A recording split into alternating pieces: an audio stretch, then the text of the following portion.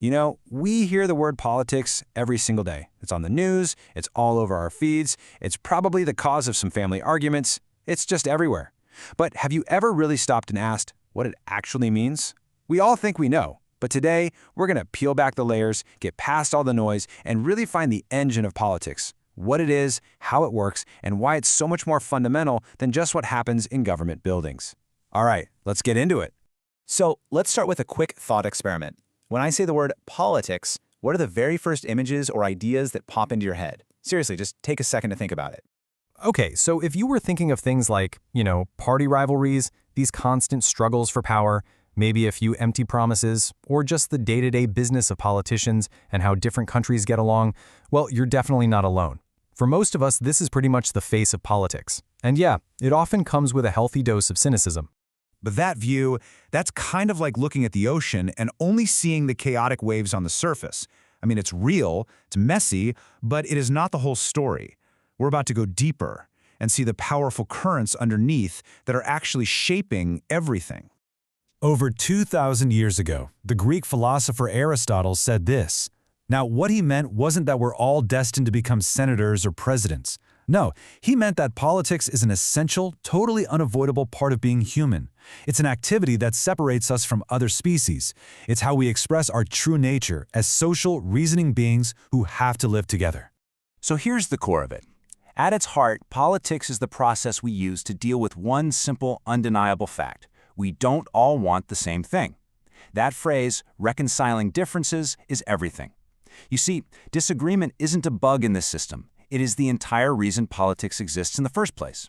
It's the messy but absolutely necessary process of figuring out how we're going to move forward together when we disagree. And this is a brilliant way to see just how universal it really is. Politics happens on every single scale imaginable. A family debating where to go on vacation, trying to balance different desires, different budgets, different interests. That is politics. A country deciding whether to go to war. That is politics. The entire world trying to agree on how to tackle climate change. That's politics on a massive global scale. It's the same fundamental process every time.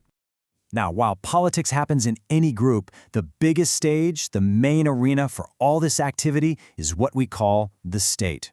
Forget all your apps. The state is the original and by far the most powerful social network. The sociologist Max Weber gave us this classic definition. Now, there are two phrases here that are just so important. Monopoly of physical force is pretty straightforward. The state is the only one that gets to have an army or a police force. But the real knockout punch is that word legitimate. That one word is the difference between a police officer arresting someone, which we see as legitimate, and a random person on the street trying to do the same thing, which we'd rightly call kidnapping. That perceived right to use force, that's everything. But what exactly is this state that holds all this power? It's not just one person or a single building. Let's kind of pop the hood and see all the different parts that are working inside.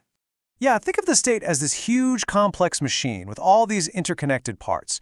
You've got the government of the day, the people making the big decisions we see in the headlines. But then you also have the permanent administration, all the civil servants who keep the country running no matter who's in charge. You've got the courts, the police, local councils. All of these things together make up the apparatus of the state. So the state has this monopoly on force, okay? But here's the big critical question. Is that enough? Can a state really rule a population for a long time just by threatening them? And the answer is a clear and resounding no. Relying on force alone is incredibly unstable, it's inefficient, and ultimately it's super fragile. That's because the real foundation of stable power isn't force at all. It's belief. It's a concept called legitimacy. And honestly, it's the invisible force that makes the political world go round. This slide just breaks it down perfectly. On one side, you have coercion. That's getting people to obey because they're afraid. You follow the rules because you're scared of what will happen if you don't.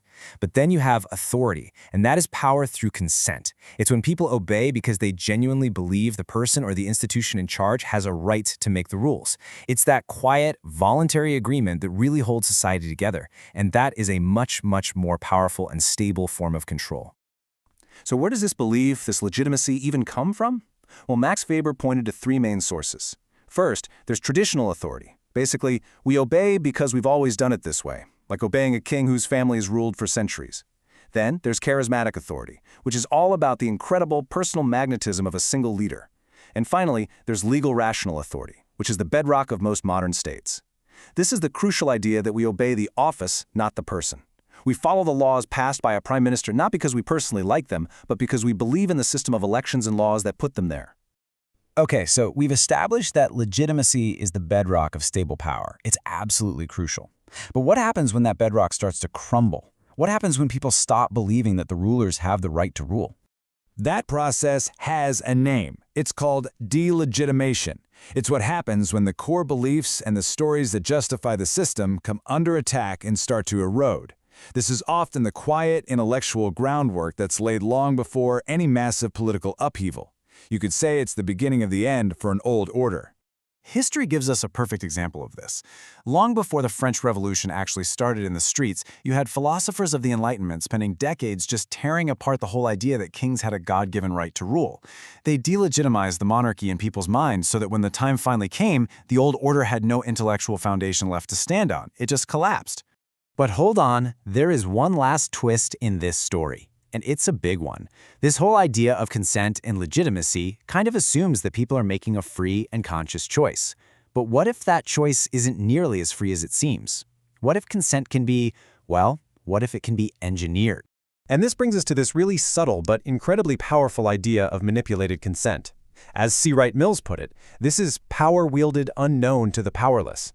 It's the ability to shape how people think to such a degree that they willingly accept the status quo, mainly because they can't even imagine an alternative. Just think about how social media algorithms can subtly shape our view of the world, or how advertising can create desires we never knew we had. That's a small-scale version of this kind of power in action. So, I'm going to leave you with this. We've gone from the cynical headlines all the way down to the very foundations of human society. We've gone from brute force to the power of belief.